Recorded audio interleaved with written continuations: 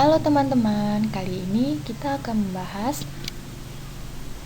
dampak pandemi COVID-19 terhadap UMKM di Indonesia pada bagian permodalan atau pembiayaannya.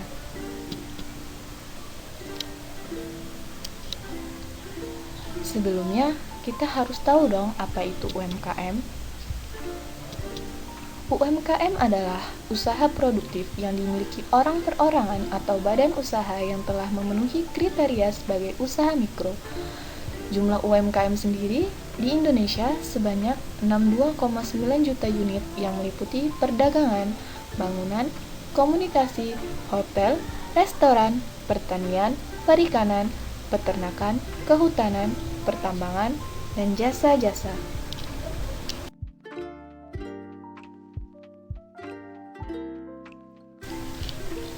Berkembangnya UMKM di Indonesia tidak terlepas dari faktor pendorong majunya pertumbuhan UMKM. Yang pertama adalah pemanfaatan sarana teknologi. Yang kedua, informasi dan komunikasi. Yang ketiga, kemudahan dalam peminjaman modal usaha dan menurunnya tarif PPh final. Pertumbuhan UMKM tersebut dinilai masih lambat karena beberapa faktor belum terlalu efektif, yaitu di bagian perpajakan usaha. Maka dari itu, UMKM Indonesia kembali diuji pada tahun 2020 saat merebaknya COVID-19.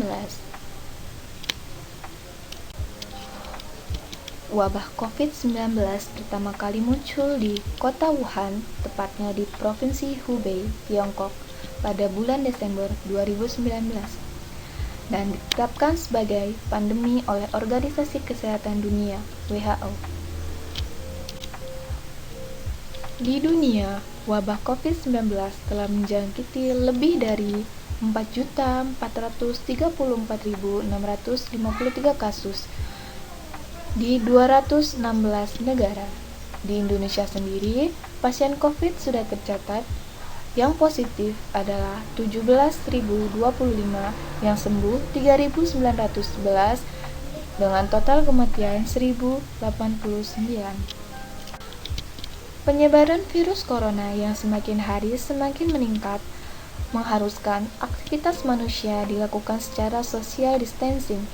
Social distancing ini akan berdampak pada perlambatan aktivitas ekonomi. Banyak pelaku-pelaku yang merasakan dampak dari wabah COVID-19 ini. Salah satunya adalah pelaku UMKM.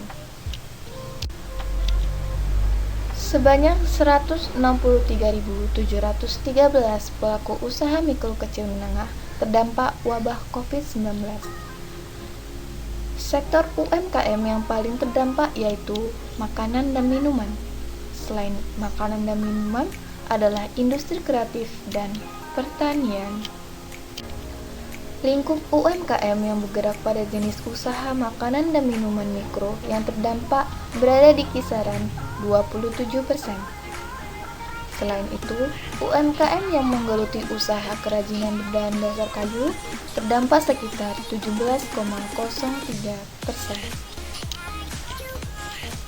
Persoalan sebagian besar pelaku UMKM, khususnya mikro, yaitu mengalami kesulitan dalam akses terhadap modal usaha.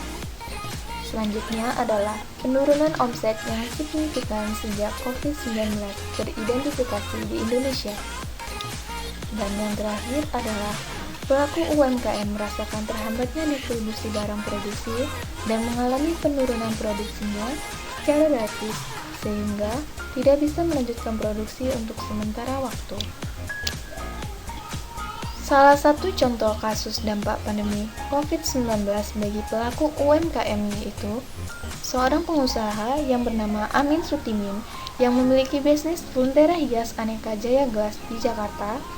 Amin mengaku transaksi yang biasanya dalam sebulan omset mencapai 100 juta, omset itu diperoleh lantaran ia mengekspor produknya ke Amerika Serikat dan Australia. Kini yang ia dapatkan terus menurun 20% sejak Januari 2020 sejak pandemi COVID-19. Banyak pelaku-pelaku yang merasakan dampak dari wabah COVID-19 ini. Salah satunya adalah pelaku UMKM.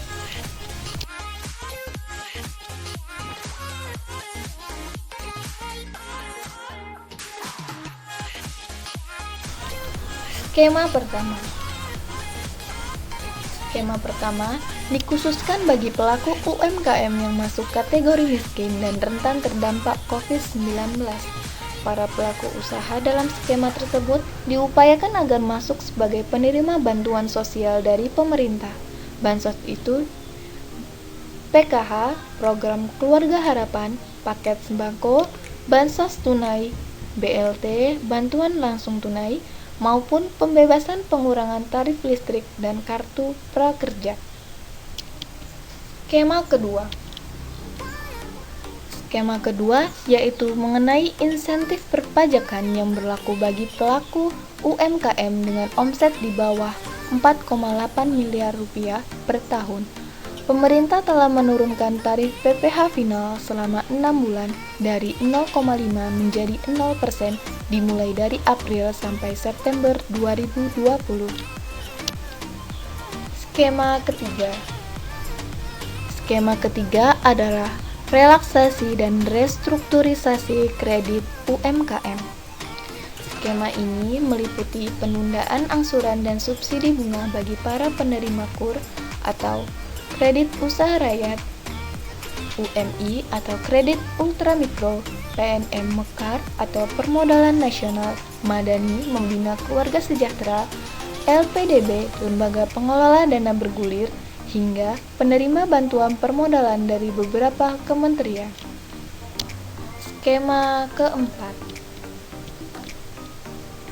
Skema keempat yaitu pemerintah memberlakukan perluasan pembiayaan bagi UMKM berupa stimulus bantuan modal kerja. Hingga saat ini sudah terdapat 41 juta pelaku UMKM yang terhubung dengan lembaga pembiayaan maupun perbankan.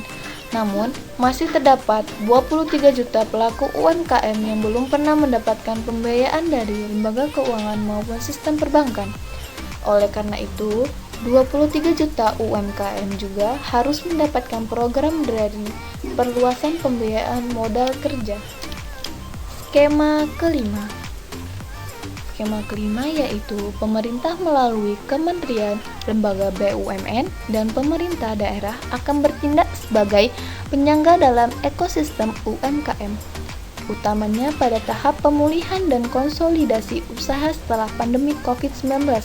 Misalnya, BUMN atau BUMD menjadi off-taker atau penyerap bagi hasil produksi para pelaku UMKM baik di bidang pertanian, perikanan, kuliner, sampai di industri rumah tangga. Berikut adalah cara mencegah penyebaran COVID-19. Yang pertama adalah sering cuci tangan dengan air yang mengalir dan sabun. Yang kedua adalah selalu gunakan masker bila keluar rumah. Yang ketiga adalah hindari menyentuh wajah, mata, mulut, dan hidung jika tidak yakin apakah tangan Anda bersih. Yang keempat adalah saat sakit, gunakanlah masker. Yang kelima adalah jaga jarak dengan siapapun atau physical distancing. Terima kasih sudah menonton video ini. Semoga bermanfaat untuk semua orang.